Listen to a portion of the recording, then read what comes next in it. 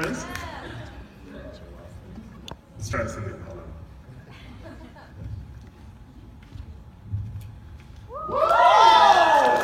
That's what I was looking for. Good morning. How are we doing? This is me. They asked me for a professional photo, and I sent them this. I'm not a big fan of super serious stuff. Now, there are serious times in life, but this is not me. So, as you can tell, I'm wearing Jordans right now. I apologize for those of you who like the super seriousness. So this is me. I work on campus. Some of you may know me from housing. I worked in housing for 5 years. Holler. Excellent. Now I work in the Office of Admissions. So currently what I do is I recruit students to come to campus, right? So I give a lot of presentations. I talk to a lot of students. We're constantly recruiting people for Chico State. I'm an alumni twice now. I got my teacher credential here, so I'm through and through a Chico State Wildcat. Go Wildcats. Got a couple laughs. Cool. Sweet. So today we're talking about managing your mentor. Anyone have any idea what that means? It's a tough crowd. Okay. Managing your mentor. Some of my favorite parts about being a mentee is trying to keep people on track. Because oftentimes you are thinking about your mentor all the time, but your mentor's probably not thinking about you all the time, right? So, some of our advice might be similar, but it might be a little contradictory, so just bear with me, okay? So this is me, managing your mentor. The very important thing that I like to say is, you got to match your values. And sometimes you're going to have a personal mentor, someone who's spiritual, someone who's a family member, someone who just you want to be like, right? And then there's the other half where you're going to have a professional mentor, someone whose job you want, right? Want to take, want to be, want to ... So, for me, I like to explain to students, it's very important to find someone who you want to be like or you want their job. You can write that down, that's cool. Be like or their job, because if you don't do that, then you're going to be spending a lot of time with someone who you probably don't enjoy. And that's not helpful. So, here's the big thing. Who here enjoys dating? Dating? Nobody here enjoys dating? A very single group. All right, cool. It's cool, it happens. No judgments. But here's the thing. When it comes to finding a mentor, it is very important to find the ask. It is that meeting point where you have to say, hey, want to be my friend? And sometimes that's really awkward, right? So there are 3 things I love to use for mentees to find mentors. One is lunch. Hey, want to go to lunch with me, right? 2, hey, want to go get coffee with me. 3, hey, let's meet in your office. So these are 3 important things. You can write these down too. Lunch, coffee, or meet in your office. Now you can do this for me. I have no preference. If you emailed me to be your mentor and said, hey Jeff, I want to talk to you, that would be totally appropriate. I'd much prefer you to come talk to me in person, but if there's no way you can meet me, like I'm the president of the university, and you'll just casually walk past me every day, totally email the person or call them. And you're gonna say, hey, my name is, what's your name in the black shirt? Sammy? Perfect, Sammy. You're gonna be like, hi, my name's Sammy. Sammy, what's your next follow-up sentence?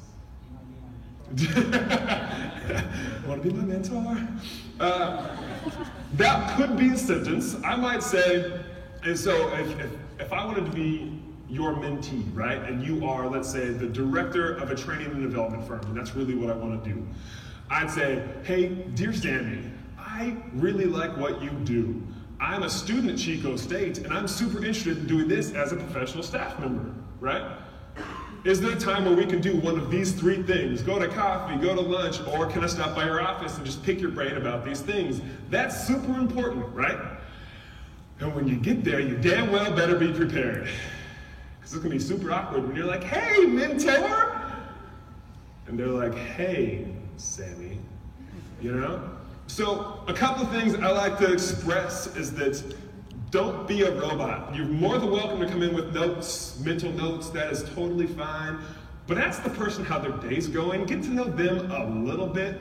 As a person who has a lot of students in my office, sometimes it's draining as a mentor, in quotes, to not have that two-way relationship. So try and start that conversation. Now, you can ask questions like, how did you get started? Or, is your job rewarding? Or what does a typical day in the life of your job look like? You spend 8 to 10 hours a day at your job. What do you do all day? So for professional mentors, that is super important for me. If it's a personal mentor, that's a little bit different, but for professional mentors, you are gonna kind of know what they do because you're hopefully aligning your morals and values with what they're doing. So far, so good? Cool. Was this meeting effective or not? At the end of your actual meet and greet, whether it's coffee, lunch, or meeting in their office, right? 3 important things. I'm gonna repeat them because I'm gonna put them in your mind. You're gonna take a note. Was this helpful? Because if it's not helpful, you probably don't wanna keep mentor dating them, right? But if it was helpful, great. Then you're gonna have to figure out how you get to meet with them again. So here's the thing. At the end of your meeting, whether you like them or not, right? What's your name in the red sweater right here? Rachel. Hi, Rachel. I'm Jeff. Rachel, if you emailed me after we met for the first time and you're like, Jeff, I really enjoyed meeting with you. Thanks so much for telling me all about team building and tips and tricks. I'd be like, damn, that was a cool email. And I really appreciate the fact that that person thanked me and followed up and yada, yada, yada. Now, whether you like me or not, your email can end there, right? Jeff, cool, it's nice to meet you. I never want to see you again, right? That's okay. If you do want to hang out again and you're like, Jeff, I really would like you to be my mentor, here's the trick. Here's my favorite part about this. Ask for a second date. Okay, it's like leaving, oh, I left my sweatshirt at your house, Brett. Can I come back and get it? Right? It's like that, but the second thing is going to say, hey, I really enjoyed our meeting. In 3 weeks from now, I have a presentation, and I think you could really help with the final touches of it. Do you mind if I come back in 3 weeks to your office? I'll set up an appointment, and then, is that okay with you? And hopefully Sammy's like, yeah, absolutely, I'd love to have you in my office. Rachel's like, okay, that'd be great, right? Because that way, in 3 weeks from now, when you email them, or call them, or stop by their office, casually, hey, how's it going? Nice to see you, mentor. Don't ever say that, by the way, that's weird.